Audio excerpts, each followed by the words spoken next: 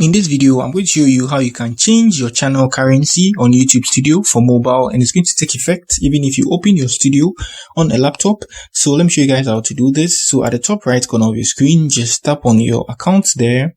Good. And on here, you move to your settings. Yeah. So at the settings button, let's just scroll a bit and we see currency. At your in section, you see currency. Currently I've selected USD, so just tap on that and you're going to get access to a lot of currencies here from accepted countries. So you can choose any of them. So let's let me choose new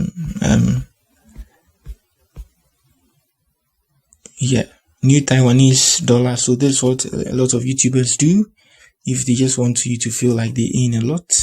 So after choosing it, I refresh.